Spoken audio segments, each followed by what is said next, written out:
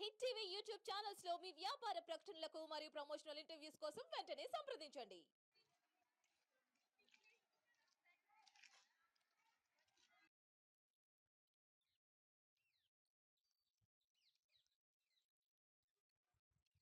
మంచాల Hasini 7th class B section చదువుతుంది పాఠశాలలో.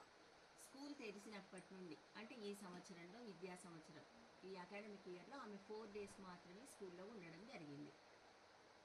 ఒకసారి జూన్ మంత్లో ఒకటే రోజు ఉంది, వెళ్ళిపోవడం జరిగింది. తర్వాత మళ్ళీ జూలైలో వచ్చింది. జూలైలో ఇప్పుడు 24, 25, 26 ఈ 3 రోజులు మాత్రమే అమ్మాయి ఇక్కడ ఉంది. అమ్మాయి ఇక్కడ ఉండడానికి అసలే ఇష్టపడడం లేదు. పేరెంట్స్ని పిలిస్తే మేము తీసుకెళ్తాం మేడం, మేము వేరే చోట ట్రాన్స్ఫర్ పెట్టుకుందామంటే సరే అండి అని పంపించడం జరిగింది. ఒక 1 week ఉండి మళ్ళీ అమ్మాయికి కౌన్సిలింగ్ ఇప్పించి నేను ఇక్కడికి తీసుకొని వస్తాను అని వాళ్ళ ఫాదర్ చెప్పడం జరిగిందండి. సో అదే మాట ప్రకారం మేము అమ్మాయిని పంపించినాము.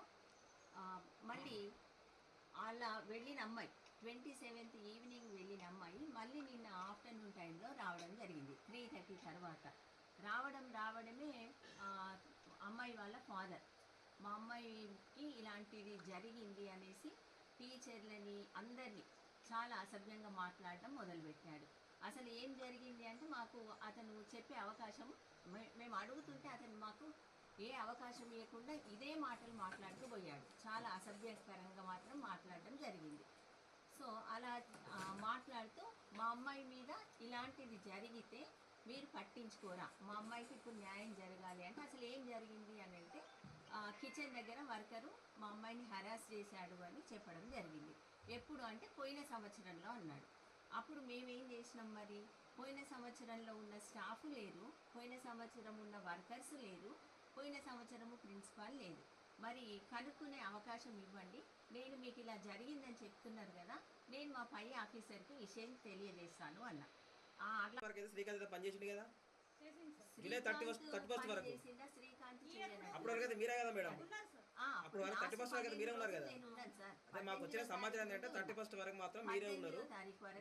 18 నుండి నేను ఇక్కడ కంటిన్యూస్ గా ఉంటున్నా. అది అదే మాకు వచ్చిన సమాచారం. అదే 31 వరకు క్యాటరింగ్ లో మొత్తం 6-7 మెంబర్స్ వరకు ఉంటారు.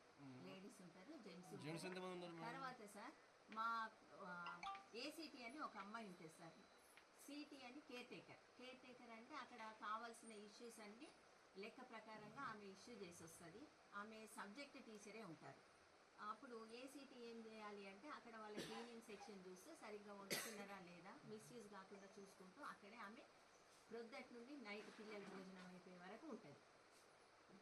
అది తర్వాత ఈవినింగ్ భోజనానికి పోయిన ఎప్పుడూ పిల్లల్ని మేము డైనింగ్ హాల్ పర్పస్లో పంపించిన వాళ్ళతో 2 టీచర్లు కంపల్సరీ ఉంటారు. నేను వచ్చినప్పటి నుండి దాదాపు 3 పూటల నేను డైనింగ్ హాల్ డ్యూటీ అటెండ్ కావడానికి ప్రయత్నం చేస్తున్నాను. అది ఎప్పుడో ఇట్లా ఎవరన్నా వచ్చినప్పుడు నేను వెళ్ళలేకపోవచ్చు, కానీ ప్రతిరోజు నేను పిల్లలకి ఎన్నిసార్లు భోజనం ఉంటే అన్నిసార్లు నేను అక్కడికి వెళ్ళడం జరుగుతుంది. ప్రతి వర్కర్ని గమనిస్తున్నాను, అక్కడ ప్రతి అమ్మాయిలకు కూడా గమనించడం జరుగుతుంది. లాస్ట్ అమ్మాయి అయిపోయే వరకు కూడా కూర్చున్న సందర్భాలు ఉన్నాయి. అందరినీ పంపించి మేము మళ్ళీ లాక్ చేసుకొని రావడం జరుగుతుంది. Dining hall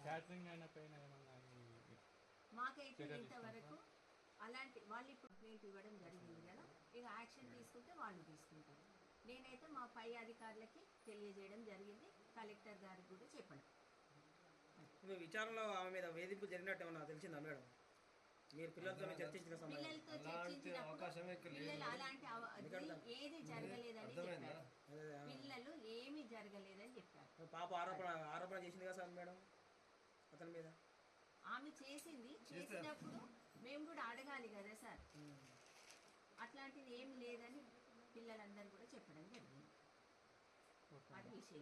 hit TV app ని డౌన్లోడ్ చేసుకోండి. ఇందులో short news, live news, entertainment movies అన్ని అవైలబుల్ గా ఉన్నాయి. Please download hit TV app. Hit TV app ని ఫ్రీగా డౌన్లోడ్ చేసుకోండి.